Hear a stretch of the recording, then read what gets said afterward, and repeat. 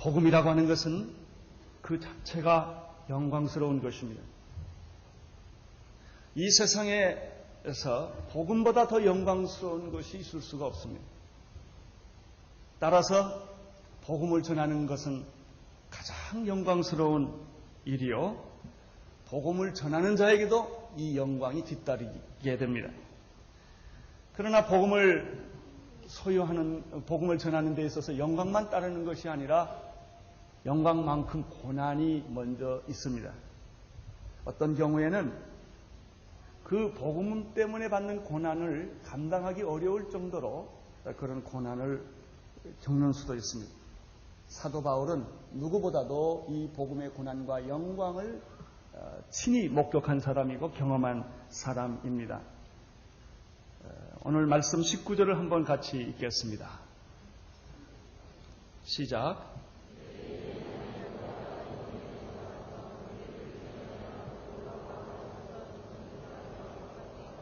복음을 전하던 사도 바울이 돌에 맞아서 죽게 되는 그런 모습입니다.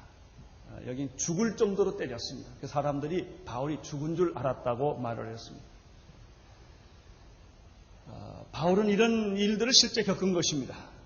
예수 때문에. 그런 일을 안 당해도 되는데 예수 때문에 예수를 너무 전하고 싶어서 전하다가 그런 일을 겪습니다. 성경에 보면은 바울이 겪는 고난이 한 3가지 종류가 있는 것을 봅니다. 첫째, 그가 겪었던 고난은 실제적으로 육체적으로 당하는 고난이었습니다. 고린도후서 11장 23절 27절에 보면은 그가 당했던 육체적 시련을 이렇게 설명합니다. 내가 수고를 넘치도록 하고 옥에 갇히기도 더 많이 하고 매도 수없이 많고 3번 파선하는데 1주야를 기품에서 지냈으며 여러 번 여행의 위험과 강의 위험과 강도의 위험과 동족의 위험과 이방인의 위험과 거짓 형제 중의 위험을 당하고 또 수고하며 여러 번 자지 못하고 줄이며 목마르고 여러 번 굶고 춥고 헐벗었노라. 이것은 그냥 생각으로 고난당하는 것이 아니라 실제적으로 그가 그렇게 당한 것입니다. 그 육체적으로 이런 고난을 당한 것뿐만 아니라 고린도후서 12장 7절에 보면은 또 하나의 육체 고난이 있었는데 그것은 사도 바울이 받은 계시가 너무나 크기 때문에 은혜가 너무 크기 때문에 그렇습니다. 은혜를 너무 크게 받으면 교만해지기 쉽습니다. 자고해지기 쉽습니다. 자기가 잘난 줄 알게 됩니다. 이건 상상할 수 없는 은혜를 받았기 때문에 하나님이 교만하지 않게 하기 위하여 내 육체의 가시 곧 사탄의 사자를 주셨으니 이는 나를 쳐서 넘어 자고하지 않게 하려 하심이라. 이런 말이 있습니다. 사도 바울은 육체적으로 그런 고난을 또 겪은 것입니다. 왜? 복음 때문에 그런 것입니다. 그러나 사도 바울은 이런 육체적인 시련과 고난만 겪었던 것은 아닙니다. 정신적 고통이 있었습니다. 특별히 자기가 육체적으로 얼마나 많은 고난을 겪었나를 다 설명하고 난 다음에 고린도서 11장 28절에 보면은 이 외에 일을 고사하고 오히려 날마다 내 속에 눌리는 일이 하나 있었다. 육체적 고통 괜찮다 말이에요. 그나마. 그러나 정말 견딜 수 없는 고통이 하나 있었는데 그것은 모든 교회를 위하여 염려하는 것이라. 자기가 세운 교회들, 전도한 교회들, 성도들, 그 교회를 볼 때마다 교회가 완전하지 않기 때문에 교회 안에 여러 종류의 사람들이 있고 문제가 있기 때문에 그 일을 생각하면 견딜 수가 없었다. 고린도후서 1장에서는 사도 바울이 살 소망이 끊어지고 마음의 사형 선고를 받았다. 우리가 거기까지 안 가봐서 잘 모르겠습니다만은 바울은 마음의 사형 선고도 받았고 정말 인간적으로는 더 이상 어떻게 해볼 수가 없는 그런 정말 살 소망까지 끊어지는 그런 경험을 합니다. 그러나 이런 정신적 고통보다 더 큰 고통이 바울에게 있었습니다. 영적 고통이었습니다. 그 영적 고통 중에 2가지가 있는데 하나는 자기 동족, 자기 백성 이스라엘을 향하는 고통이 하나 있었고 또 하나는 자기를 위한 영적 고통입니다. 고린도전서 9장 27절에 보면은 내가 남에게 복음을 전파한 후에 오히려 나는 버림을 받을까 두렵다 이런 말을 한 적이 있습니다. 이것은 정말 굉장히 깊은 고백입니다. 그저 뭐 예수 믿고 기쁘고 즐겁다 하는 정도가 아닙니다. 그는 복음을 전하면서 복음의 영광 속에 살면서 복음의 능력 속에 살면서 정말 나는 복음을 내가 전하고 나서 나는 버림을 받지 않을까 하는 그런 실존적 두려움이 있었다는 것이죠. 또 한 가지는 로마서 9장에 보는 것처럼 내가 그리스도 안에서 참말을 하고 거짓말 안 한다. 내게 정말 한 근심이 있다. 이 사도 바울의 위대함은요, 그가 솔직하다는 것입니다. 힘들면 힘들다. 내가 죽게 됐으면 죽게 됐다. 나는 이런 고통이 있다. 이런 얘기들을 서심없이 그는 성도들에게 고백을 합니다. 마음에 그치지 않는 고통이 하나 있는데 그것은 양심이 성령 안에서 내게 증거하는 것이다. 뭐냐? 나의 형제 곧 권력의 친척을 위하여 내 자신이 저주를 받아 그리스도에게 끊어질지라도 원하는 바로다. 얼마나 고통스러웠으면 이 말을 했겠어요. 내가 이방인의 사도인데 내가 이방인들은 복음을 전하는데 어쩌자고 내 민족은 예수를 믿지 않는가? 하나님의 택함 받은 이스라엘 백성들은 왜 메시아를 거부하고 왜 메시아를 받아들이지 않는가? 왜 저들에게는 구원이 없는가? 이걸 생각하면 죽겠다는 거예요. 내가 저주받아도 좋다. 내가 그리스도의 생명책에서 끊어져도 좋다. 내 민족을 구원해달라 이거예요. 내 가족, 내 친척, 내 형제를 향하는 이런 애통이 그에게 있었습니다. 그러나 그런 육체적인 고통과 정신적인 고통과 영적인 고통이 있었음에도 불구하고 바울은 날마다 승리를 했습니다. 어떻게 이 무서운 고통을 그가 이길 수가 있었겠습니까? 그것은 바울이 위대해서가 아닙니다. 바울이 가지고 있는 복음이 위대했기 때문에 그렇습니다. 그 바울이 가지고 있는, 전하고 있는 이 복음의 두 가지가 있는데 하나는 복음의 영광이요, 또 하나는 복음의 능력입니다. 로마서 8장 18절에서 사도 바울은 이렇게 말을 했어요. 생각컨대 현재의 고난은 장차 올 영광과 좋게 비교할 수 없다. 그 영광을 생각해보면 고난은 문제가 아니었던 것입니다. 고난은 오히려 기쁨이었던 것입니다. 고난은 오히려 축복이 된 것입니다. 또 하나 있습니다. 로마서 1장 16절에서 나는 복음을 부끄러워하지 아니하노니 이 복음은 모든 믿는 자들에게 구원을 주시는 하나님의 능력이 됩니다. 첫째는 헬라인에게요, 유대인에게요, 또한 헬라인에게다. 그 다음에는 야만인에게도 복음은 능력이요, 지성인에게도 복음은 능력이다. 이 복음 안에는 하나님의 능력이 있다. 그렇게 고백을 하라. 그렇습니다. 이 영광이 큰 만큼 고통이 큰데, 그러나 이 복음 안에 있는 이 영광과 하나님의 그 영광과 그 복음의 능력이 사도 바울로 하여금 그 많은 고통을 쉽게 넘어갈 수 있도록, 이길 수 있도록 해 주었습니다. 디모데 후서에서는 바울이 굉장히 담대한 말을 합니다. 너는 복음과 함께 고난을 받으라, 이렇게 말을 합니다. 제가 그 말을 보면서 나는 이 말을 할 수 있을까? 그러니까 잘 못하겠더라고요. 우리 성도들한테 고난 받으시오. 복음과 함께 고난을 받으시오. 이렇게 아주 담대하게 말을 해야 되는데, 참 바울이 위대하다는 생각을 했습니다. 저는 이 말씀에 힘입어 이렇게 말하고자 합니다. 손해보십시오. 고난도 기쁘게 받으십시오. 포기하십시오. 이것이 복음입니다. 사도 바울은 이 복음 때문에 그가 지금 오늘 매를 맞고 기절을 하고 죽는 지경까지 갑니다. 19절을 다시 한번 보겠습니다. 시작.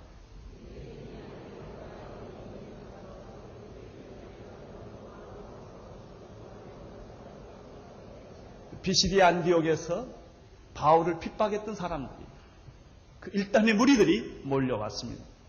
이고니온에서도 바울을 핍박했던 일단의 사람들이 다시 결성을 해가지고 지금 비시디아로 쳐들어오는 것입니다. 아마 그들이 생각해 봤을 때 굉장히 약올랐던 것 같아요. 사도 바울에 당했던 그 수치감, 영적인 패배감, 이런 것들 때문에 그들은 다시 사도 바울을 죽이려고 비시디아로 옵니다. 그리고 비시디아에서 복음에 감동받았던 많은 사람들을 다시 역공을 하고 유혹을 하고 초인을 해서 그들과 함께 사도 바울에게 돌을 던지기 시작을 합니다. 19절 다시 보면은 무리를 초인하여 돌로 바울을 쳐서, 그렇게 되어 있습니다. 바울을 쳤습니다. 스데반을 사람들은 바울 돌로 쳐서 죽였습니다. 성 밖으로 그를 내던진 것입니다. 여기도 사도 바울을 돌로 쳐서 성경에 보면 죽은 줄로 알았다라고 하는 말은 죽기까지 때렸다 이런 소리입니다. 얼마나 돌로 쳤으면 사람들이 이젠 죽었다. 이건 기절이 아니고 죽었다. 이렇게 그들이 판단을 해서 그 다음에 이 사람들을 데리고 가서 성 밖으로 던졌습니다. 저희들이 이번에 터키 여행에서 그런 것들을 부분적으로 목격할 수가 있었습니다. 저희들을 도와주었던 그 서바울 목사님, 이즈밀에 사시는 분은 열심히 우리를 도와주셨던 분인데 나중에 알고 보니까 한 달 전인가요? 전도하다가 이슬람한테 돌을 얻어맞았대요. 그래서 아주 한 달 동안 얼얼했대요. 또 저희들이 만났던 김주찬 선교사님도 경찰서 가서 얼마나 매를 맞았던지 그냥 무서워가지고 그 공포증에 한 달을 시달렸다는 이야기를 들었습니다. 정말 이렇게 그들은 돌에 맞은 것입니다. 20절과 21절을 보십시오. 시작.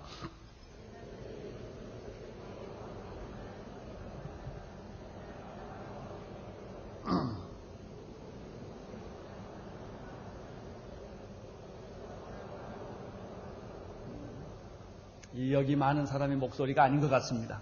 한번 다시 한 목소리를 크게 읽어주세요. 시작.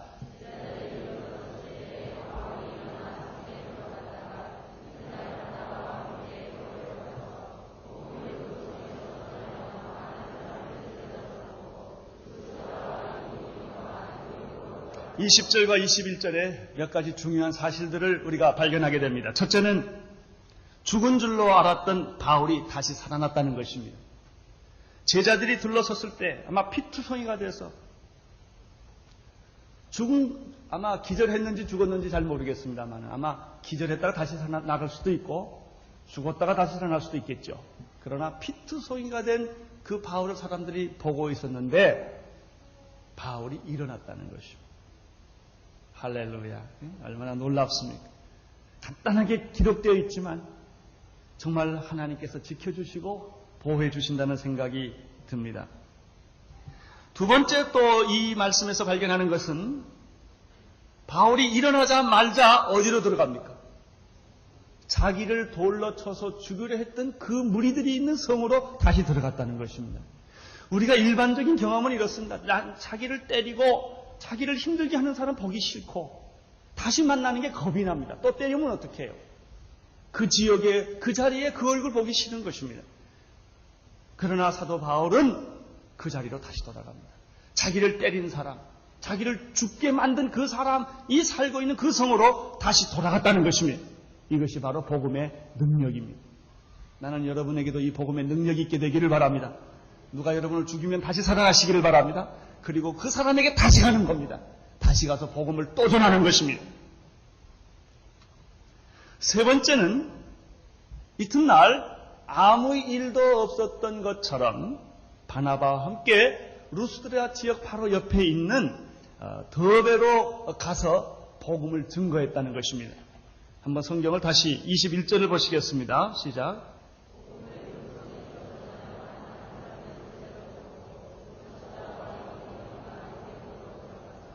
네. 이튿날 바나바와 함께 더베로 가서 복음을 그 성에 전하여 많은 사람을 제자로 삼게 되었다. 여기서 중요한 게 하나 있습니다. 복음은 어느 곳에 가든지 역사한다는 거예요. 비시디의 안디옥에서도 복음은 역사했습니다. 이고니온에서도 복음을 역사했습니다. 오늘 여기서 보게 되는 루스드라에게서도 복음은 역사한 것입니다. 똑같이 더베에 가서도 복음을 전했는데 역사했다는 것입니다. 이것은 2000년 전이나 지금이나 마찬가지입니다. 문제는 무엇입니까?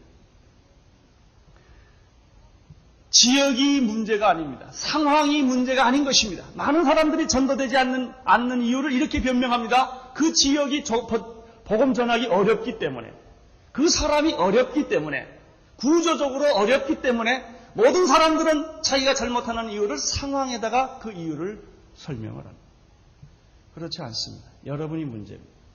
사람이 문제지 상황이 문제가 아닙니다. 여러분, 복음을 전하면 어느 곳이든지 복음은 역사하게 되어 있습니다.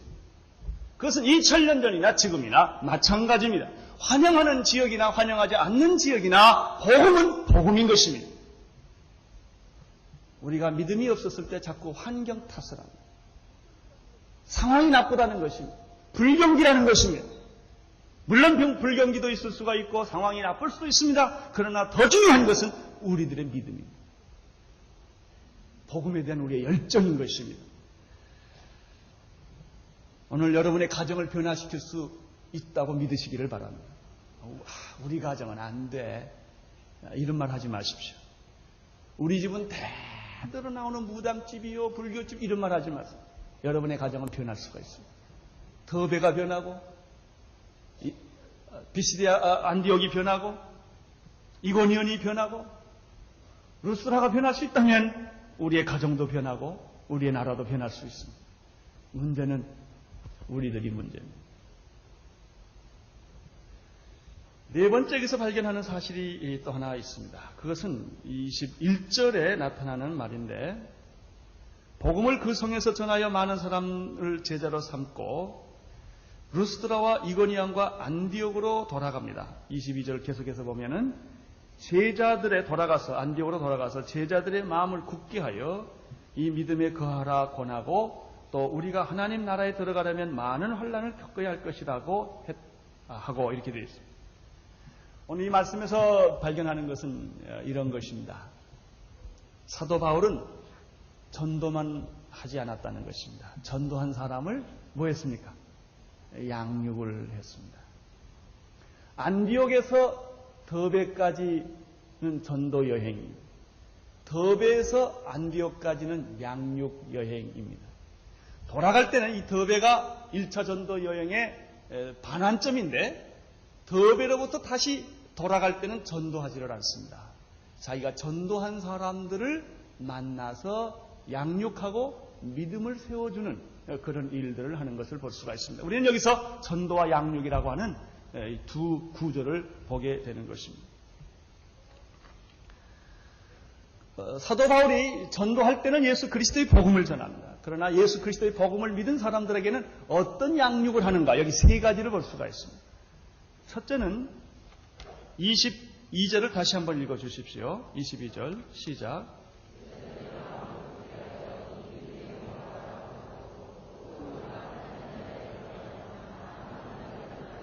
첫째, 양육이란 마음을 굳게 해주는 것입니다. 예수를 처음 믿으면 그 믿을 때는 감격을 하고 은혜를 받습니다. 한 이틀 지나고 일주일 지나면 헷갈리기 시작합니다. 내가 최면에 걸렸지. 그때 내가 왜 울었지? 창피하게. 자기 예수 믿은 것에 대해서 굉장히 회의가 생기는 것입니다. 흔들리는 것입니다. 왜냐하면 믿음의 뿌리가 없기 때문에 의심이 생기는 것입니다. 그러므로 전도한 사람에게는 반드시 다시 돌아가서 그 흔들리는 마음을 붙들어주는 것입니다. 이것이 양육입니다. 두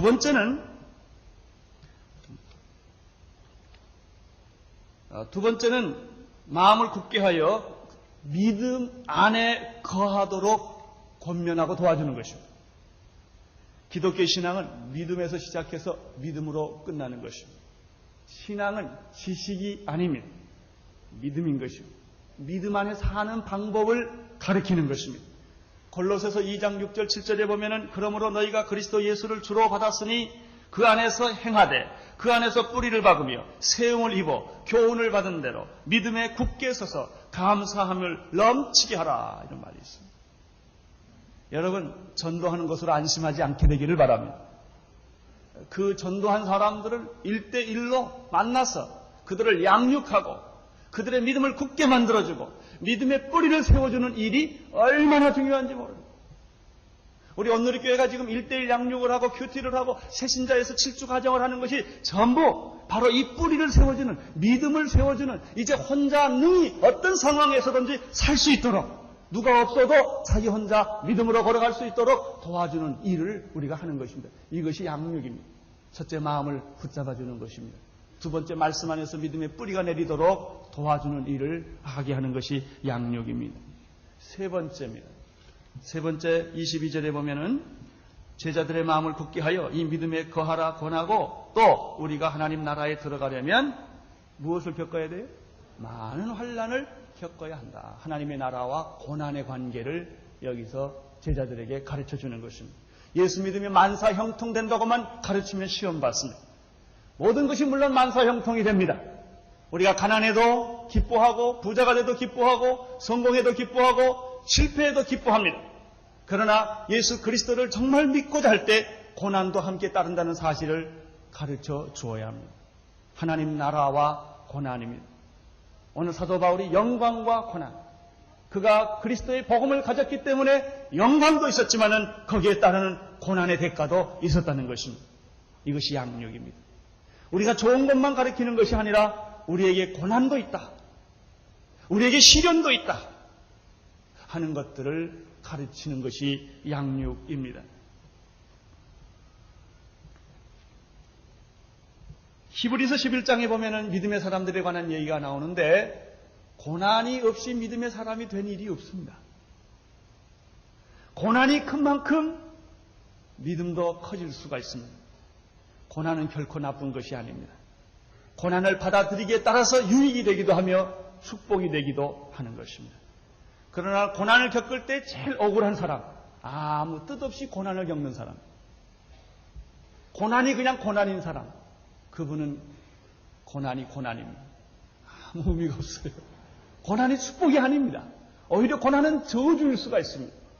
그러나 그리스도 안에 있는 사람, 복음을 가진 사람, 복음의 영광과 그 능력을 아는 사람에게는 고난은 축복인 것입니다. 핍박은 축복이 되는 것입니다. 두렵지 않습니다. 이렇게 양육 원리를 가르쳐주고 난 사도 바울은 이제 다시 1차 여행을 마감하면서 돌아오면서 행정적 조치 하나를 하고 떠납니다. 23절입니다. 시작.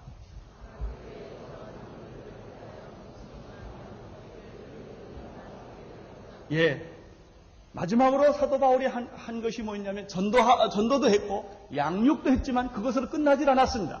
그렇다면 바울이 떠난 후에 다 허물어지고 말 것입니다. 그래서 사도 바울은 영적 지도자들을 세워서 그 교회를 맡겨주는 그런 아주 귀한 일을 하면, 오늘 이런 일들이 우리들에게 필요합니다. 사람들은 다 자기가 일을 독점하려고 합니다. 독점하는 것이 아니라 일을 맡겨줘야 합니다. 영적으로 그 사람들을 믿고 선택하고 훈련시켜서 맡겨주는 것입니다. 그런데 이 일을 첫 번째 맡겨주는 행정적 조치를 하는데 그 다음에 원리가 아주 더 중요한 것이 있습니다. 각 교회 장로들을 택하여, 여기는 금식 기도했다고 그랬는데 금식하며 기도했다 그렇게 되어 있습니다. 금식하며 기도하면서 저희를 예수님에게 의탁했다, 주님께 의탁했다 하는 것입니다. 바로 이것이 개척교회의 원리입니다. 복음을 전합니다. 양육을 합니다. 그리고 사람을 세워줘야 합니다. 그리고 그 사람으로 하여금 나를 보지 말게 하고 주님을 바라보게 해야 합니다. 예수님은 12제자에게 세계를 맡기고 승천하셨습니다. 주님은 오늘 여러분들에게 세계를 맡기고자 원하시는 것입니다. 사람을 보면 망합니다. 그러나 주님을 바라보고 가면 없는 데서 모든 것이 생겨나는 것입니다. 안 되는 것이 되어지는 것입니다. 기적들이 계속해서 일어날 수가 있습니다. 이렇게 다 사람을 세우고 쉽게 의탁하고 그 다음에 사도 바울은 자기가 전도를 했던 전도 출발지였던 수리아의 안디옥으로 돌아오게 됩니다. 24절과 26절, 24절에서 26절까지 한 목소리로 읽겠습니다. 시작.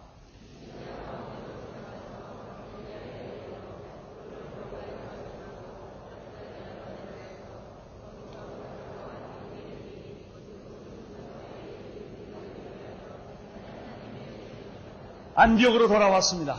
그런데 누가는 이 부분을 설명하면서 아주 재미있는 말을 하나 합니다. 안디옥에서 이 복음의 사역을 시작을 했는데 바로 그것이 뭐냐? 이렇게 표현합니다. 하나님의 은혜 은혜에 부탁했던 곳이다. 하나님의 은혜에 위탁했던 것이다. 우리는 여기서 선교에 대한 새로운 정의를 하나 내릴 수가 있습니다. 선교란 뭐냐? 하나님의 은혜에 의존하는 것, 하나님의 은혜에 부탁하는 것. 바로 그것이 오늘 우리가 하고자 하는 모든 사역이라는 것입니다.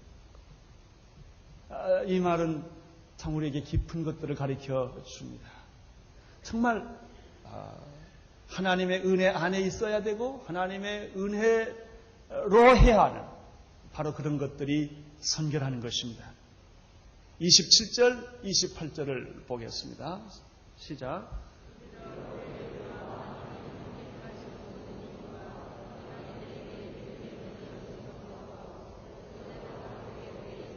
1차 전도 여행 과정을 모두 마치고 파송했던 안디옥 교회로 돌아왔던 바울과 바나바, 그들은 돌아와서 두 가지 일을 하고 있는 것을 봅니다. 첫째는 하나님이 어떻게 역사하셨는가, 하나님이 어떻게 이방인들에게 믿음의 문을 열어주셨는가 하는 것들을 뭐 하고 있습니까? 선교 보고를 지금 하고 있습니다. 그렇습니다. 선교는 혼자 하는 것이 아닙니다. 가는 사람이 있고 보내는 사람이 있습니다. 그리고 돌아와서 하나님이 하신 일들을 찬양하는 것입니다. 여기에서 힘이 생깁니다. 가는 사람도 힘이 생기고 보내는 사람도 힘이 생기는 것입니다. 선교는 가서 무작정 가서 일하는 것이 아니라 이런 영적인 교제권 속에서 서로 나눔으로써 피차 위로하고 피차 격려하는 것입니다. 이것보다 더 중요한 것을 저는 그 뒷부분에서 발견합니다. 그 다음에 뭐 했죠? 제자들과 함께 오래 있던, 난 이 말씀이 이렇게 좋더라고요. 잠깐 있었다 이렇게 되어 있지 않고 오래 있었습니다. 재충전하는 것입니다. 안식을 하는 것입니다. 여기서 다시 힘을 모아서 성도들과 교제를 하고 교회와 교제를 하고 하나님이 하신 그 놀라운 일들을 찬양하고 다시 회복하고 능력을 다시 얻어서 또 2차 전도 여행을 떠나는 것입니다. 선교사가 선교지에 가서 죽을 때까지 뼈 먹고 살아라, 그런 말은 성경에 내가 별로 못 봤어요. 물론 가서 선교사가 선교지에 뼈를 묻겠죠. 그러나 교회는, 보내는 교회는 그를 위로하고 격려하고 쉬게 해줘야 합니다. 그래서 우리 교회 옆에다가 집을 좀 많이 사야 될 것 같아요. 그래서 선교사님들이 힘들면 와서 안식하고 우리 교회와 교제하고 성도들과 교제하고 같이 기도하고 또 보내고 또 오고 또 가고, 이게 선교. 여러분이 또 가고 다음 사람 가고, 한 사람만 다 가라는 법이 어디 있어요? 여러분들도 가야죠. 가서 일을 하고 하나님의 일을 하고 와서 쉬는 것이죠. 그래서 육체적으로 영적으로 위로를 받고 용기를 얻고 격려를 얻고 또 나가서 일을 하는 것입니다. 제가 그래서 우리 교회 목회자들 원칙을 9개월 사역하고 3개월은 기도원에 가든지 훈련을 받든지 영적인 그 재충전을 받아라 하는 것입니다. 그래야만 우리가 힘있게 일을 하지 12개월 동안 일만 계속하면 다 지쳐버리고 마는 것입니다. 우리는 인간입니다. 여기서 우리는 사도 바울이 또다시 새로운 힘을 얻어서 출발하는 것을 볼 수가 있습니다. 이렇게 해서 사도행전의 1차 전도 여행이 오늘 이 말씀을 통하여 마감을 하게 됩니다. 사랑하는 성도 여러분, 여러분 안에 이 복음이 불타기를 바랍니다. 직업을 가졌느냐 안 가졌느냐 이게 중요하지 않습니다. 우리가 그리스도의 사람이냐 아니냐가 중요합니다. 내게 복음이 있느냐 없느냐 이게 중요합니다. 복음이 있는 사람들은 선교사가 되었건 선교사라는 타이틀이 없건 이런 거 중요하지 않습니다. 우리는 복음의 영광을 위하여 사는 사람이며 복음의 능력으로 사는 사람들입니다. 하나님의 축복이 여러분에게 함께 하시기를 바랍니다. 기도하겠습니다. 하나님 아버지, 감사와 찬송과 영광을 올려 돌립니다. 주님은 우리를 위하여 십자가의 피를 흘려 주셨습니다.